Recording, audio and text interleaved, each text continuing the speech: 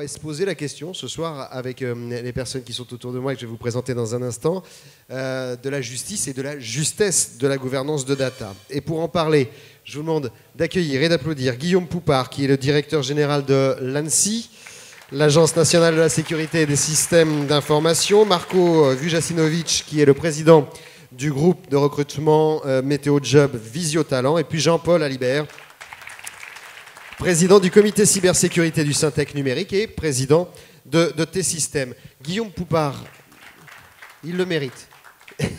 Guillaume Poupart, pour commencer, j'ai envie de vous demander d'abord, il s'agit là de protéger les données personnelles, les données individuelles. Est-ce que nos entreprises sont en mesure de le faire? Puisque finalement, on l'a vu avec un certain nombre de hacking ces derniers mois, on pense évidemment à Facebook, il peut y avoir des données possédées par ces grands noms qui sont nos données à nous et qui peuvent être percées.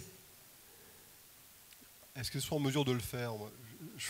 Forcément, vu de l'État, j'ai envie de dire qu'elles n'ont pas le choix.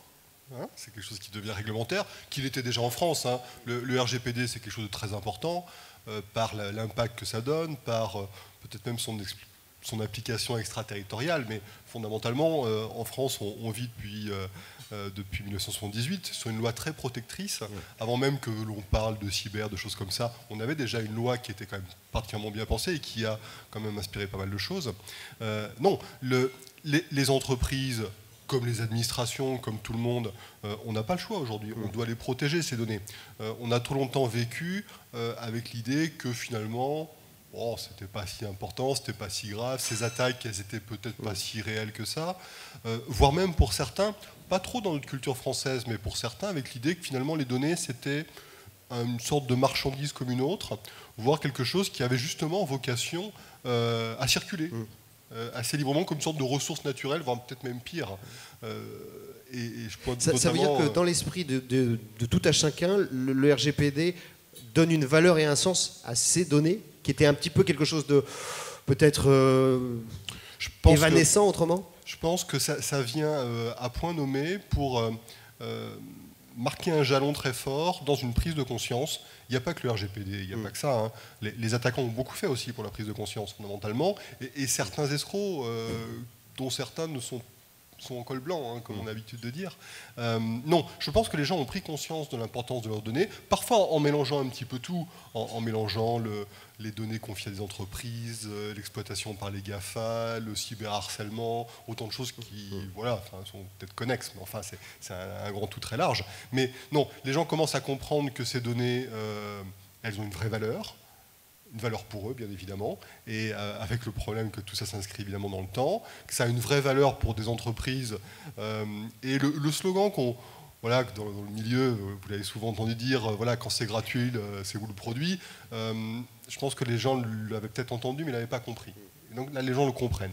De l'autre côté, les entreprises comprennent également que tout devient numérique, digital, plus ou moins rapidement, et que qui dit numérique, et notamment traitement de données personnelles, dit confiance. Et que cette confiance, aujourd'hui, elle est lente, elle est difficile à construire, elle peut être ruinée extrêmement rapidement. Et on a des exemples, hein, ce n'est pas les exemples qui manquent. Et c'est vrai que les histoires de Cambridge Analytica et tout ça ne font qu'attiser et que catalyser, quelque part, cette prise de conscience. Mais je pense qu'on est vraiment à un moment où, à la fois, les personnes ou les clients, les entreprises clientes sont demandeuses de sécurité et d'être rassurées sur le traitement des données, et ou à l'inverse, ceux qui offrent des prestations, ceux qui gèrent ces données, ont compris qu'ils avaient une véritable pression sur eux qui se transforme, enfin qui se concrétise réglementairement par le RGPD, mais une fois encore, c'est pas quelque chose tombé de nulle part, ça vient vraiment dans un momentum assez naturel, je trouve. Jean-Paul Alibert, vous, du côté des entreprises que vous observez avec le Syntec numérique ou évidemment avec les différents prestataires que vous servez via T-System, votre sentiment? On dit qu'ils n'ont pas le choix. C'est ce que disait Guillaume Poupart. De toute façon, il faut l'appliquer. C'est vrai, ce RGPD. Mais il y a une volonté de le faire ou il y a une petite résistance du côté des entreprises? Alors, des entreprises, en général, il y a une vraie volonté. Ou une défiance? Je suis tout à fait d'accord avec ce que disait Guillaume. Je pense que les attaques ont était au moins aussi... Ça a évangélisé un voilà, peu, ouais. aussi importante pour évangéliser. Je me rappelle, en tant que président du comité cyber, on a fait, il y a 18 mois, je crois que vous l'avez fait aussi d'ailleurs depuis, les règles d'or pour les directions générales pour la cybersécurité. 6 règles d'or, bon. À l'époque, on ressentait le besoin d'évangéliser et de mettre ce sujet sur la table des directions générales. C'est plus nécessaire. Hein. Ouais. Je pense que tout le monde peut témoigner ici, c'est plus nécessaire. Donc effectivement, merci NotPetya, merci WannaCry, merci Guillaume parlait de voyous, de mafieux, je ne sais plus. En col blanc, oui. Ouais, en col blanc. Merci aussi aux États, hein, parce que certains jouent beaucoup avec ce genre de sujet. Et nous, ça nous... Je parle de... Oui, des États qui ont des armées de hackers. Oui. D'États. Donc évidemment, tous ces sujets-là font que c'est aujourd'hui, et c'est ce qui a été dit tout à l'heure, sur la table des entreprises, qui ont du mal à répondre. Alors après, est-ce qu'elles veulent? Oui. Est-ce qu'elles peuvent? Guillaume a largement répondu, mais est-ce qu'elles peuvent? Ça veut dire avoir les moyens de traiter tous les types de risques. Parce qu'on parle de data, mais finalement, la data, c'est quelque chose qui se balade partout. Hein, vous avez en gros 5 endroits où vous devez faire attention à la sécurité. Hein. C'est les postes de travail, les réseaux, les data centers, les applications et maintenant les objets connectés. 5 grands domaines sur lesquels vous allez avoir tout un tas de types, une dizaine en moyenne, de types d'attaques possibles. Donc une entreprise, elle doit répondre à une 50aine de types de risques. Oui. Et c'est là que ça se complique. C'est que toute entreprise doit être capable de se protéger contre du DDoS, contre la prise en main d'objets, contre de la pénétration, de vol de données, etc. Et donc ça fait tout un tas de sujets sur lesquels on voit bien, clairement, puisque la demande, on n'arrive pas à y répondre aujourd'hui, hein, c'est le vrai sujet. On en parlait tout à l'heure avec Guillaume, hein, en termes de formation initiale, sur lesquelles l'ANSSI est très active, et formation plutôt de reconversion d'informaticiens, sur lesquels nous, on travaille beaucoup, et l'attractivité de ces métiers. On a évidemment beaucoup de travail encore pour répondre à la demande. Ça, on va y revenir effectivement parce qu'il y a une chasse au talent sur ces domaines-là, mais ça, on va l'aborder dans quelques minutes. Simplement, Marko Vujasinovic, vous travaillez sur les data depuis toujours avec MeteoJob, c'est même la raison d'être de votre entreprise. Le RGPD, pour vous, c'est une formidable opportunité? Nous, en fait, MeteoJob Visio-Talent, on est un acteur de la Tech RH et on opère déjà un site qui s'appelle meteojob.com où on a 4,5 millions de personnes qui sont inscrites et on propose des solutions logicielles de recrutement à des entreprises, notamment l'entretien vidéo différé. Et par exemple, on fait aujourd'hui 500 000 entretiens vidéo par an. Donc toute cette data effectivement est assez sensible, c'est pas nouveau.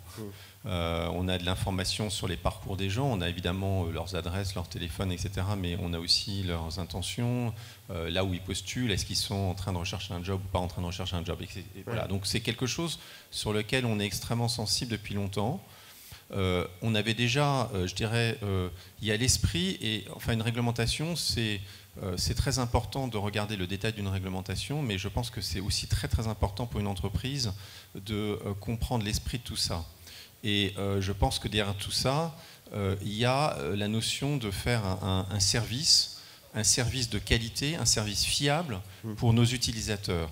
Et je pense qu'une entreprise qui réussit dans n'importe quel métier, c'est une entreprise qui est orientée vers le service et qui fidélise ses utilisateurs et qui respecte ses engagements. Donc ça, c'est extrêmement important. C'est depuis le début dans notre ADN. Par exemple, l'Internet, c'est quand même, je dirais, c'est une fantastique transformation du monde avec plein d'avantages, mais aussi plein de risques. Et dans l'Internet, plein de données circulaient. Nous, par exemple, on nous demandait régulièrement, on nous proposait de nous acheter nos données ou de nous louer nos données. Alors quand on a 4 millions de personnes et qu'on vous paye 2 € pour avoir vos profils, ça rapporte quand même 8 millions. On a toujours refusé de faire ça. Oui. Donc, et je dirais que donc, effectivement, bien évidemment, c'est extrêmement important. Moi, je trouve que c'est une avancée considérable, extrêmement importante pour les entreprises et pour l'Internet. On a besoin de cette régulation. Et pour moi, c'est une grande opportunité. Et je vois aujourd'hui que, par exemple, sur tout ce qui est notre activité Visio-Talent, c'est-à-dire on fournit le logiciel, donc là on a un prestataire de responsables du traitement qui sont les entreprises. On nous demande maintenant de répondre à effectivement plein de questionnaires de sécurité, etc. Et nos concurrents américains ne sont pas compliant. Donc actuellement, on gagne des deals avec un certain nombre de grandes entreprises françaises qui préfèrent travailler avec nous qu'avec des concurrents américains. Donc c'est réellement une opportunité. Je comprends bien ce que vous dites, c'est-à-dire que ça permet, le RGPD, finalement, de faire un peu le ménage aussi, dans les pratiques. Parce que si vous avez refusé qu'on achète vos données, j'imagine que d'autres l'ont déjà fait. Et que ça évite notamment des concurrences déloyales, parce que sur Internet, il y a énormément de concurrence déloyale. Je ne vais pas rentrer dans le détail, etc. Mais il y a plein de gens qui ont fait des trucs comme ça. Donc oui, c'est essentiel. Le deuxième élément, c'est que je pense que l'avenir du monde et l'avenir des consommateurs, c'est des gens qui seront effectivement demain après-demain extrêmement sensibles à leurs données. Donc je pense que c'est un avantage compétitif majeur pour les boîtes d'être extrêmement avancé là-dessus. Je comparerais ça en parallèle avec le RGPD. Il y a en Chine la décision de pousser les véhicules électriques. Bon, bah, c'est exactement pareil, c'est une énorme contrainte pour les boîtes, sauf que qu'est-ce qui va se passer dans 10 ans? Les boîtes chinoises qui étaient quand même pas du tout dans les 10 premiers groupes mondiaux en automobile, et bien dans 10 ans, ce sera probablement, il y aura 3 boîtes chinoises dans les 5 premiers. Donc je pense que c'est pour moi une énorme opportunité, c'est extrêmement positif. C'est vrai que c'est un peu chiant parce que ça fait du boulot tout de suite. Il y a pas mal de boulot et pour nous, on est une boîte de 120 personnes aujourd'hui, donc c'est vrai que c'est encore peut-être plus compliqué qu'une boîte qui fait plusieurs milliers de personnes, mais ça nous a fait beaucoup bosser. Là, ce qui nous embête un peu, c'est que tout le monde nous fait des questions de sécurité différentes, donc à chaque fois il faut répondre.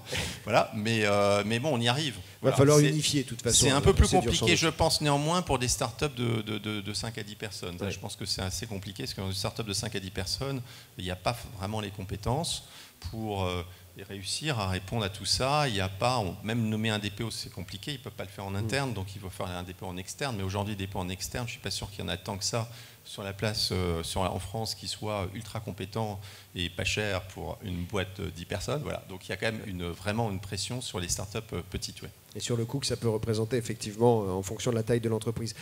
Guillaume Poupart, on le disait évidemment, les données sont des données sensibles, des matières sensibles, mais dans ce risque confus qu'on évoquait et qu'on évoque depuis tout à l'heure, où finalement le risque vient d'un peu partout aujourd'hui, finalement la donnée c'est un peu votre fil d'Ariane, vous, quand vous luttez contre le cyber-risque. C'est ce qui va passer d'un objet à un autre et d'un risque à un autre. Il y a toujours la donnée qui dure, qui passe de l'un à l'autre, non ? Ben oui et non, en fait.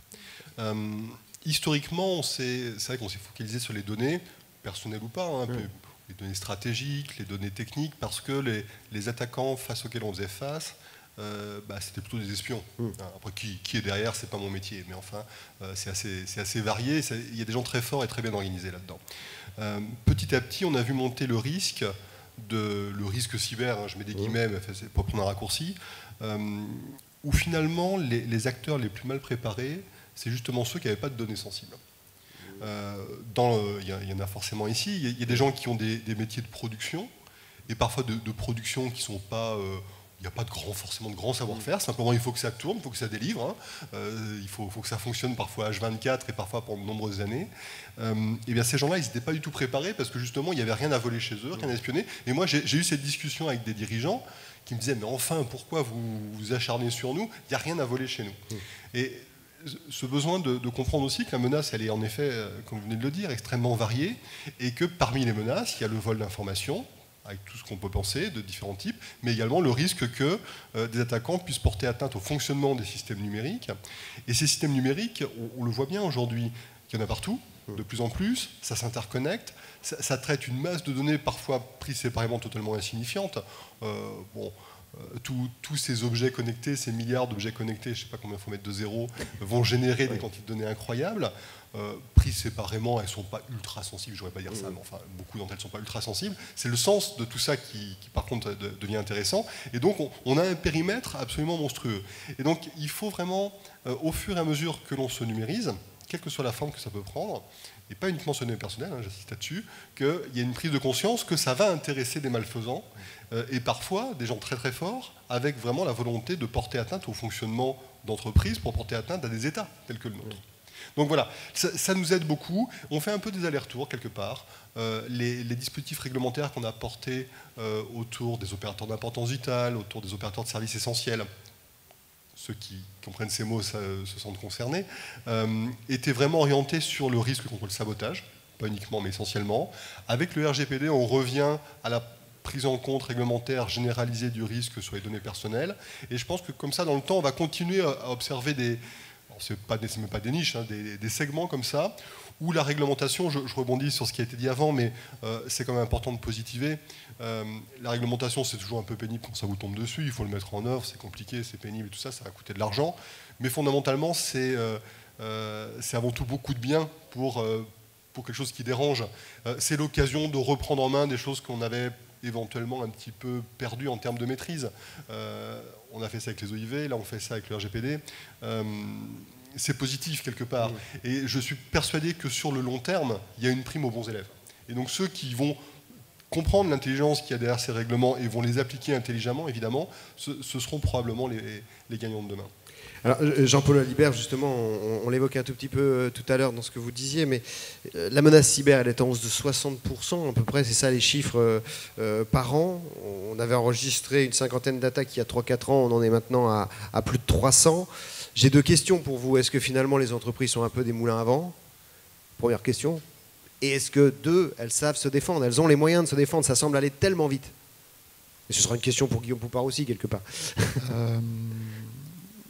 Non, c'est pas des moulins à vent. Je pense qu'il y a beaucoup de choses qui ont été faites. Oui. La difficulté, c'est que la menace évolue chaque jour.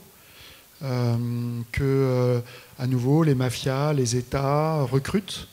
Et donc, la menace est de plus en plus complexe et multiforme. Et donc, il faut s'adapter. Les éditeurs font un travail incroyable pour sortir des solutions, des patchs et évidemment des softwares qui répondent à ces nouvelles menaces, y compris de très belles solutions françaises. Donc je pense qu'il faut vraiment s'appuyer sur ces solutions-là. Il faut aussi aller chercher, c'est vrai pour le cloud, hein, enfin nous on fournit du cloud et des solutions de cybersécurité et du réseau. Donc du coup finalement on est tenu, nous, de se protéger parce qu'on doit protéger nos clients avant tout. Hein, nous, c'est vital pour nous, notre image, notre sécurité et donc celle de nos clients. On voit bien que voilà, on a 1400 personnes experts en cybersécurité et on voudrait en avoir plus. Ouais. Donc c'est un vrai sujet avec une grande complexité. Et je pense que, un peu comme ça a été le cas sur ces 5-10 dernières années, de grandes entreprises, y compris d'ailleurs des OIV, qui ont décidé d'aller dans le cloud, aussi de plus en plus, parce que le cloud, finalement, est peut-être plus sécurisé. Alors, il y a beaucoup de débats autour de ça, mais il y a une certaine, on va dire, cohérence là-dedans. Le fait que, comme on a beaucoup de mal à se protéger, finalement, aller dans des SOC qui sont opérés par des professionnels, aller dans du cloud qui est opéré par des professionnels, ça peut être aussi une manière de se protéger. Donc il y a beaucoup de débats autour de ça. Moi, je pense qu'il ne faut pas être radical dans un sens ni dans l'autre. Oui. On ne peut pas tout faire, mais il ne faut pas tout déléguer. Et donc, il faut trouver la bonne, voilà, le bon moyen terme entre les deux, et ce n'est pas simple. Vous y ajoutez, oui, Guillaume Poupard ? Une remarque. Les choses évoluent très très vite dans la prise en compte par les entreprises. Au moins par les grandes, qui sont plutôt celles que je vois. Pour les petites, c'est plus compliqué, évidemment, et ça passera beaucoup plus, à mon avis, par la mise à disposition de systèmes qui seront nativement sécurisés. On ne peut pas demander à une PME de 10 personnes d'avoir un expert en cybersécurité, c'est pas raisonnable. Donc on a des modèles assez différents, finalement, suivant les cas. Ce que j'observe, très concrètement, en l'espace de quelques années, moi, il n'y a plus aucun chef d'entreprise qui me dit « Oh, vous savez, pour moi, la cyber, c'est pas une priorité ». Peut-être qu'ils m'ont repéré et qu'ils n'osent plus me le dire, mais je ne crois pas. Je crois que c'est sincère. Ça, c'est un premier point qui est très positif. Un point un peu plus négatif, mais qui devrait se corriger dans les années à venir. La cybersécurité, c'est encore traité comme quelque chose d'ad hoc, de très spécial, à part des différents process. Et l'État montre l'exemple d'ailleurs, puisque une agence comme l'ANSSI, c'est un objet administratif très bizarre. D'ailleurs, on ne sait plus trop où nous mettre. Hein. On nous aime bien, mais enfin, on est assez un objet administratif non identifié. Exactement. Mais moi, ça me plaît bien comme idée. Mais de fait, ça a des défauts, et dans une entreprise, ça en a encore plus. Et là, vous voyez arriver, je pense que vraiment un des objectifs communs qu'on doit avoir, c'est de faire rentrer la cybersécurité dans le risk management. Ça ne doit plus être un risque traité à part par des personnes à part, parce que tout simplement, à un moment, il faut faire des arbitrages, même si ça ne me plaît pas. À un moment, il faut avoir un petit peu une vision globale des risques. Et donc, le fait de porter ça dans la gestion du risque global de l'entreprise, c'est absolument essentiel. Le fait d'utiliser des moyens qui ont fait leurs preuves dans d'autres domaines liés à la sécurité, et in fine, je pense que l'assurance aura un rôle majeur à jouer, c'est quelque chose qui doit être construit. Et plus on arrivera vers une sorte de normalisation de ce risque cyber, et plus il sera facilement compréhensible et appréhendable par les dirigeants, que ce soit les CEO, mais également les directeurs juridiques, financiers et tout ça. La réglementation y aide un peu aussi, d'ailleurs, soit dit en passant. Et donc tout l'enjeu que l'on a, c'est d'être capable de normaliser tout ça, de lisser, entre guillemets, tout ça, pour qu'on puisse enfin considérer ce risque cyber à son juste niveau et avec les méthodes qui ont fait leurs preuves. Alors je vous demanderai, Jean-Paul Alibert, tout à l'heure, l'aspect justement unification des normes, des labels, parce qu'il y a beaucoup de travail là-dessus. Mais puisqu'on évoquait tout à l'heure la formation et l'enjeu de recrutement, je me tourne évidemment vers vous, Marko Vujasinovic. Est-ce que vous constatez, vous qui êtes très présent sur les métiers de l'informatique, qu'il y a une vraie pénurie par rapport à ces types de métiers que l'on recherche aujourd'hui et qu'on va rechercher de plus en plus autour du risque management, du risque IT?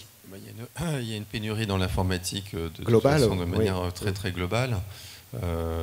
Nous, on opère aujourd'hui à peu près, on a à peu près 15 000 jobs informatiques tous les jours qu'on propose sur nos 120 000 jobs. Donc on est un acteur assez important de l'informatique. Mais c'est vrai que, c'est vrai qu'il y a des pénuries qui sont de plus elles concernent tous les développeurs, elles concernent les gens qui font de l'admin système, les gens qui font de la sécurité, bien évidemment, toutes les nouvelles compétences. Donc oui, c'est un sujet extrêmement complexe. Oui. Et vous diriez que finalement, dans la nouvelle génération qui arrive sur ces métiers-là, il y a aussi une forme de méfiance ou d'aversion vis-à-vis des grandes entreprises, des entreprises traditionnelles, pour aller plutôt vers des startups? Il y a un profil qui se dégage? Alors, ça, si vous me posez la question, oui, il y a une transformation très importante, très stratégique actuellement qui s'opère sur le recrutement, notamment dans l'informatique, parce qu'il y a un basculement des gens. Donc c'est vrai on a dit que c'était compliqué pour les PME, mais en fait c'est assez compliqué pour les grandes boîtes parce qu'il y a un basculement des attentes et des intérêts des jeunes des grandes boîtes vers les startups. Donc ça, c'est une tendance très très lourde. Il y a en fait 20 ans, les gens allaient dans les grandes boîtes. Aujourd'hui, quand on les interroge, il y en a plus de la moitié qui veulent aller dans des petites boîtes ou qui font leur start-up. Bon, moi, c'est anecdotique, mais je suis sorti de Polytechnique. Sur Polytechnique, cette année, à peu près 30% créent leur start-up. Donc c'est juste dément, en fait. À mon époque, moi, je suis parmi ma promotion, on est 3% ou 1%, je crois calculer, d'entrepreneurs. Donc c'est vraiment pas du tout... ma promo, c'est pas ça. Voilà. Mais oui, il y a un gros challenge. Donc ça veut dire qu'effectivement, il faut que les grandes boîtes, je ne sais pas s'il y a beaucoup de grandes boîtes dans la salle, mais il y en a, oui, il y a des transformations des process. C'est pour ça que nous, on a fait, par exemple, on fait l'entretien vidéo différé et d'autres choses, mais on pense qu'il faut vraiment, notamment sur les informaticiens, changer les process et beaucoup les accélérer. C'est-à-dire, si vous avez des process de recrutement qui sont généralement très lents et très lourds, je pense que vous êtes mal barré. Il faut pouvoir accélérer tout ça parce que c'est un enjeu absolument stratégique. Vous me disiez avec un suivi aussi, c'est-à-dire dans le service qu'on peut vous mais moi, confier. J'ai la vision, oui, nous on a la vision en fait, on a la vision que en fait dans le process de recrutement des grandes boîtes, il faut ces process deviennent extrêmement agiles. C'est-à-dire qu'en fait, entre le moment où une personne postule et le moment potentiellement où la personne fait des entretiens en interne, il s'écoule au maximum une semaine et que en fait les candidats ils soient traités comme lorsqu'ils font une commande, je dirais, sur n'importe quel site aujourd'hui e-commerce, c'est-à-dire qu'ils sachent où ils en sont, on leur envoie des vidéos, on leur envoie des informations, enfin oui, c'est une révolution totale du processus de recrutement. Et si les grandes boîtes font pas ça, elles sont mortes. Et oui, donc c'est un véritable enjeu, effectivement. Je vous voyais écouter Jean-Paul Lalibert attentivement. C'est vrai qu'on est à peu près 10 000 informaticiens qui manquent, c'est ce que vous disiez, je crois d'ailleurs tout à l'heure, en France déjà à l'heure actuelle. Vous constatez ça, cette réticence à aller vers les grandes boîtes, et vous l'expliquez quelque part ou pas? Alors dans la cyber, c'est assez simple. Les jeunes qui sortent d'école, ils veulent aller à l'ANSSI, bon, bien, y aura la pas de défense, la police, dans les acteurs, donc les éditeurs, les offreurs de services, et 3 dans les entreprises. Ouais. Donc c'est vrai qu'il y a une vraie difficulté pour les entreprises donc de se staffer en interne, et malheureusement, il faut qu'elles le fassent. Il faut aussi qu'elles le fassent. Il faut qu'elles aillent consommer à l'extérieur. Il faut aussi qu'elles soient capables. Alors, à nouveau, hein, évidemment, on ne parle pas des PME, c'est juste pas possible pour une PME, mais les grandes entreprises doivent être capables d'assumer un minimum les choix stratégiques. Et c'est un vrai travail d'équipe au sein des entreprises, hein, puisque, alors évidemment, on parle de DPO, mais le RSSI, le DPO, le directeur juridique, les directions générales et l'IT et les métiers, tout ça doit collaborer, y compris pour ses propres collaborateurs.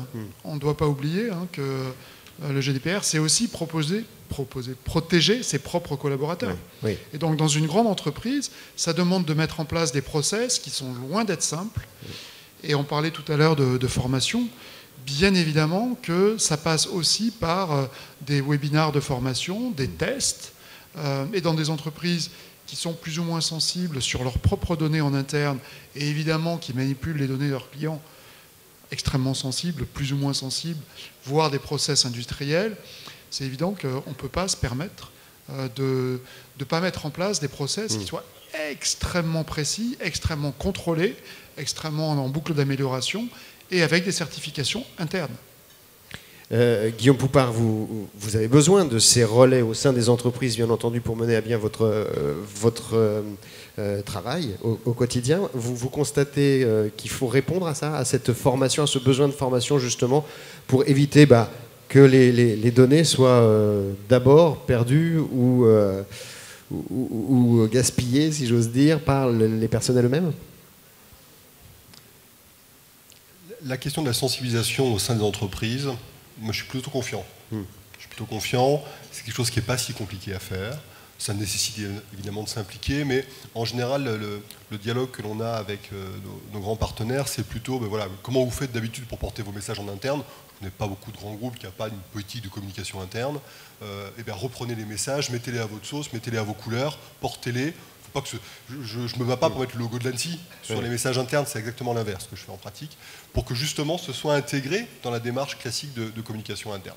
Donc ça, c'est la partie facile, encore faut-il le faire, encore faut-il le porter auprès de l'ensemble de nos concitoyens, parce qu'on est tous des acteurs. Non, ce n'est pas le cas aujourd'hui. Et sincèrement, faire attirer l'attention du grand public sur des messages liés à la cybersécurité, je connais encore personne qui a trouvé la solution magique. On a essayé beaucoup de choses ensemble, avec différents acteurs. On a une plateforme maintenant qui s'appelle cybermalveillance.gouv.fr qui fonctionne, qui commence à fonctionner, mais qui n'a pas encore touché l'ensemble de la population, loin de là. Je pense qu'il y a un gros travail à faire à l'école, très sincèrement. On n'y est pas. Mais sur le numérique en général, c'est une question. Mais je vois avec mes enfants, c'est à 10 ans qu'il faut leur donner les bases. Pas leur expliquer la crypto, mais leur expliquer les bases de la sécurité. Et ça peut aller avec d'autres formes de sécurité numérique, d'ailleurs, sur les dangers d'Internet, des choses comme ça, et en le positivant, évidemment. Pour donner une petite anecdote qui moi, m'a fait bondir, quand ma fille est revenue, elle est en 5e, toute fière, elle me dit « Ah papa, on a fait de l'informatique aujourd'hui ». Je dis bah, « C'est super, raconte-moi ce que tu as fait ». Elle m'a sorti une photocopie avec le dessin d'un clavier dessus. Je pense, parfois on en est là encore. Et avec des gens qui sont, je veux pas critiquer les professeurs qui sont derrière, mais je pense qu'on a encore une marge absolument colossale à faire. Et puis le sujet qui est sous-jacent, c'est celui, de la formation en sécurité des développeurs, de ce qu'on appelait avant les informaticiens. Aujourd'hui, on est quand même dans une situation où la plupart des informaticiens n'ont aucune connaissance en sécurité numérique, font des erreurs grossières, et après, on dépense énormément d'énergie et d'argent pour essayer de compenser ça avec un résultat qui vaut ce qui vaut, plutôt limité. Donc le fait de former tous les experts du numérique, et ils sont de plus en plus nombreux aux questions de sécurité numérique, c'est absolument indispensable. Et puis, il nous faut des experts en cybersécurité. On fait des formations, on travaille beaucoup là-dessus. Il y a vraiment un travail d'équipe très très fort en France et en Europe. Mais là où, exceptionnellement, je vais être un peu pessimiste, la courbe de la demande et la courbe de l'offre sont deux courbes croissantes, mais qui divergent. Oui. Donc, si on veut être négatif, j'espère que vous avez les mêmes chiffres que moi, ou pas d'ailleurs, au contraire, j'espère le contraire, mais ce que j'observe moi, c'est que fondamentalement, la situation est en train de s'aggraver et je ne sais pas quand est-ce qu'on la rattrape.